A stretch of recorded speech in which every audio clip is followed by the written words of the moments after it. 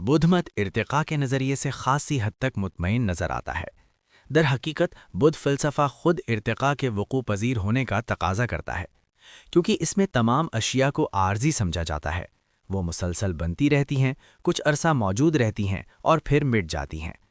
غیر متبدل انواع سپیشیز کا تصور بدھ مت کی وجودیاتی فکر کے ساتھ مطابقت نہیں رکھتا۔ اسی وجہ سے ڈارونیت کے حامی بدھ مت کے بارے میں ہمدردانہ رویہ رکھتے رہے ہیں اور 19ویں صدی ہی سے اسے فروغ دیتے آئے ہیں۔ بدھ مت کے لیے ڈارونیت کی تحسین کا سب سے پہلے اظہار تھامس ایچ ہکسلے نے کیا، جنہوں نے خود ڈارون کے نظریہ پیش کرنے کے بعد ڈارونیت کے پھیلاؤ میں دوسرا سب سے اہم کردار ادا کیا۔ ہکسلے ڈارون کے سب سے پرجوش حامی کے طور پر منظر عام پر آئے اور انہیں ڈارون کا بل ڈاگ کہا جانے لگا۔ تخلیق کے تصور کا دفاع کرنے والے سائنسدانوں اور مذہبی شخصیات کے ساتھ ان کے مباحثے اور ان کی تحریروں اور تقاریر کا جوش انہیں 19ویں صدی کا سب سے مشہور ڈارونیت پسند بنا گیا۔ ہیکسلے کے بارے میں ایک کم معروف حقیقت یہ تھی کہ انہیں بدھ مت میں گہری دلچسپی تھی۔ یہودیت اور عیسائیت جیسے وحی پر مبنی مذاہب کے نمائندوں کے ساتھ جد و جہد کرتے ہوئے بھی وہ بدھ مت کو اس قسم کی سیکولر تہذیب کے لیے موزوں سمجھتے تھے جسے وہ مغرب میں قائم ہوتے دیکھنا چاہتے تھے۔ اس کی تفصیل مجلہ فلاسفی ایسٹ اینڈ ویسٹ کے مضمون Buddhism in Huxley's evolution and ethics میں ملتی ہے، جس میں ہکسلے کی اسی نام کی کتاب سے بدھ مت کی درج ذیل وضاحت شامل ہے۔ بدھ مت ایک ایسا نظام ہے جو مغربی مفہوم میں کسی خدا کو نہیں جانتا، جو انسان کے لیے روح کا انکار کرتا ہے، جو لافانیت کے عقیدے کو ایک غلطی اور اس کی امید کو گناہ قرار دیتا ہے، جو دعا اور قربانی کی کسی تاثیر کو تسلیم نہیں کرتا، جو انسانوں کو نجات کے لیے اپنی ہی کوششوں کے سوا کسی اور چیز کی طرف دیکھنے سے منع کرتا ہے۔ اس کے باوجود یہ قدیم دنیا کے ایک بڑے حصے میں حیرت انگیز تیزی کے ساتھ پھیل گیا، اور آج بھی غیر ملکی توہمات کی جو بھی نچلی آمیزش اس میں شامل ہو، نوع انسانی کے ایک بڑے حصے کا غالب عقیدہ ہے۔ بدھ مت کے لیے ہکسلے کی تحسین کی واحد وجہ یہ تھی کہ وہ ہکسلے اور دیگر ڈارونیت پسندوں کی طرح خدا پر ایمان نہیں رکھتا تھا۔ ہوائی یونیورسٹی کے پروفیسر اور Buddhism in Huxley's evolution and ethics کے مصنف وجیتھا راجاپکسے کے مطابق ہکسلے نے بدھ مت اور قدیم یونان کے دہری یعنی ملحدانہ مشرکانہ تصورات کے درمیان مماثلت دیکھی۔ اس امر نے ان کی تحسین میں اضافہ کیا۔ ہکسلے کا بدھ فکریات کو مغربی تصورات سے جوڑنے کا واضح رجحان، جو خاص طور پر مادے کے تصور پر ان کے تبصروں میں نمایاں ہوتا ہے، ان کی بحث کے دیگر پہلوؤں میں بھی مزید مثالوں کے ساتھ ظاہر ہوا۔ انہوں نے ابتدائی بدھ مت کے غیر خدائی موقف کو ہیراکلائٹس کے نقطہ نظر کے مماثل پایا اور اس کے علاوہ رواقیت اور بدھ مت کے درمیان بہت سی مماثلتوں کا بھی حوالہ دیا۔ راجاپکسے اس بات کی نشاندہی کرتے ہیں کہ 18ویں اور 19ویں صدی کے بعض دوسرے ملحد یا لا ادری مفکرین بھی بدھ مت کے بڑے مداح تھے۔ بدھ مت اور اس دور کی مغربی مادی فلسفیانہ سوچ کے درمیان پائی جانے والی مماثلتیں 18ویں صدی کے اسکاٹش فلسفی اور ملحد ڈیوڈ ہیوم کے افکار کا حصہ بنتی ہیں، جو مذہب کے بارے میں نفرت انگیز رویہ رکھتا تھا۔ راجاپکسے لکھتے ہیں، دلچسپ بات یہ ہے کہ جو مماثلتیں بدھ مت اور ہیومی نقطۂ نظر کے درمیان جوہری روح کے سوال پر پائی جاتی ہیں، انہیں بدھ مت پر ابتدائی تبصرہ کرنے والے بعض مفکرین نے بخوبی نوٹ کیا تھا۔ اور آگے لکھتے ہیں، مثال کے طور پر مسز ریز ڈیوڈز نے، جو قدیم بدھ متی متون کو پالی زبان سے انگریزی میں منتقل کرنے والی ابتدائی مترجمہ تھیں، یہ تبصرہ کیا کہ اندر بسنے والی روح یا انا جو مستقل، غیر متبدل اور بے درد ہو کہ عقیدے کے حوالے سے بدھ مت نے 2400 سال پہلے وہی موقف اختیار کیا تھا جو ہماری اپنی ہیوم نے 2 صدی قبل اختیار کیا۔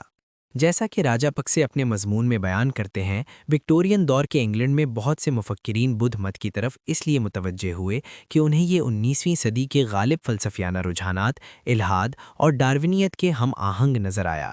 اسی وجہ سے مشہور جرمن فلسفی فریڈرک نیٹشے نے بھی بدھ مت کو پسندیدگی کی نظر سے دیکھا۔ بدھ مت کے لیے نیٹشے کی ہمدردی۔ نیٹشے 19ویں صدی کے سب سے زیادہ جوشیلے ملحد مفکرین میں سے ایک تھا۔ عیسائیت کے خلاف شدید نفرت رکھتا تھا اور اس کی جگہ ایک مشرکانہ تہذیب اور اخلاقیات کو فروغ دیتا تھا۔ اس کے نظریات نے 20ویں صدی میں فشتائیت، خصوصاً نازی ازم کی تشکیل میں مدد دی۔ نیتشے نے عیسائیت کے ساتھ اس بنا پر کشمکش کی کہ وہ رحم، شفقت، انکساری اور خدا پر بھروسے جیسی قدروں کی تعلیم دیتی ہے۔ لہٰذا حقیقت میں وہ اسلام اور حقیقی یہودیت کے اخلاقی اصولوں کا بھی مخالف تھا۔ وہ وحی پر مبنی مذاہب سے نہ صرف ان کے اخلاقی اصولوں کی وجہ سے نفرت کرتا تھا، بلکہ بنیادی طور پر اپنی جنونی ملحدانہ سوچ کی بنا پر بھی۔ نیتشے پر اپنے مضمون میں امریکی محقق جیسن ڈی بوئر لکھتے ہیں کہ الحاد نیتشے کی فکر کا ایک نہایت اہم جز ہے، اور مزید کہتے ہیں، یہ ایک غیر جانبدار تنقید نہیں ہے۔ نیتشے عیسائیت کے خلاف نفرت سے بھڑکتا ہے، اور اس کی ملحدانہ تحریریں انتہائی زہریلی ہیں۔ جیسا کہ ہم اندازہ کر سکتے ہیں، نیتشے نے اپنی نفرت کا رخ صرف وحی پر مبنی مذاہب کی طرف کیا، مشرکانہ مذاہب کی طرف نہیں۔ اس کے برعکس، جیسا کہ ڈیبوئر لکھتے ہیں، نیتشے اگرچہ تاریخ کے سب سے سخت ملحدوں میں سے ایک تھا، در حقیقت مکمل طور پر مذہب مخالف نہیں تھا۔ وہ دیگر مذاہب کے بہت سے پہلوؤں کی قدر کرتا اور انہیں سراہتا تھا، جن میں مشرکانہ مذاہب اور حتیٰ کہ بدھ مت بھی شامل ہیں۔ رابرٹ جی موریسن کی کتاب Nietzsche and Buddhism, a study in nihilism and ironic affinities پر اپنے تبصرے میں انگریز ماہر تعلیم ڈیوڈ آر لوئے اس ضمن میں یوں لکھتے ہیں، نیتشے اور بدھ مت کا تقابلی مطالعہ اب ایک طرح کی باقاعدہ علمی سرگرمی بن چکا ہے، اور اس کی معقول وجہ بھی ہے۔ ان دونوں کے درمیان ایک گہری ہم آہنگی دکھائی دیتی ہے۔ موریسن اس بات کی نشاندہی کرتے ہیں کہ ان میں بہت سی مشترک خصوصیات پائی جاتی ہیں۔ دونوں خدا سے خالی کائنات میں انسان کی مرکزیت پر زور دیتے ہیں، اور وجود کے مسئلے کے حل کے لیے کسی بیرونی ہستی یا قوت کی طرف رجوع نہیں کرتے۔ دونوں انسان کو متعدد نفسی جسمانی قوتوں کے مسلسل تغیر پذیر بہاؤ کے طور پر سمجھتے ہیں، اور اس بہاؤ کے اندر کوئی خود مختار یا غیر متبدل موضوع یعنی انا، روح موجود نہیں ہوتا۔ نیتشے نے بدھ مت کے ساتھ جو یہ گمراہ کن خیالات مشترک کیے تھے، ان کے ذرائع دراصل جہالت اور غرور کے سوا کچھ نہ تھے۔ جو کوئی بھی کائنات اور فطرت کی دنیا کو شعوری عقل کے ساتھ دیکھتا ہے، وہ اللہ کے وجود کے واضح دلائل دیکھ سکتا ہے۔ جدید سائنسی دریافتوں نے بھی اس کی تائید کی ہے۔ بگ بینگ نظریہ اور اینتھروپک اصول، یہ اصول کے کائنات کی ہر تفصیل کو انسانی زندگی کے ممکن ہونے کے لیے نہایت احتیاط سے ترتیب دیا گیا ہے، نے نیتشے اور دیگر ملحدین کی جانب سے پیش کیے گئے بے خدا کائنات کے تصور کو پاش پاش کر دیا ہے۔ سائنس اس بات کے واضح ثبوت فراہم کرتی ہے کہ کائنات کو پیدا کیا گیا اور اسے غیر معمولی توازن کے ساتھ منظم کیا گیا۔ یہ دلائل ڈارون کے نظریہ ارتقاء کی عدم صحت کو ظاہر کرتے ہیں، لیکن ذہین ڈیزائن کے وجود کی تائید کرتے ہیں اور تخلیق کی حقیقت کو ثابت کرتے ہیں۔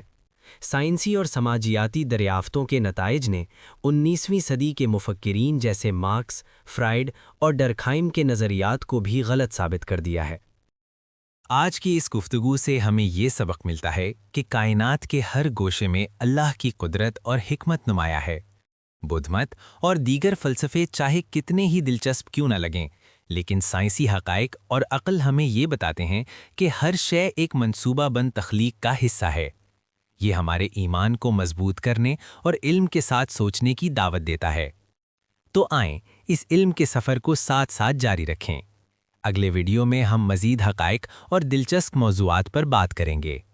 چینل کو سبسکرائب کریں، بیل آئیکن دبائیں اور ہمارے ساتھ اس علمی سفر میں شامل رہیں تاکہ آپ ہر نئے ویڈیو سے باخبر رہ سکیں۔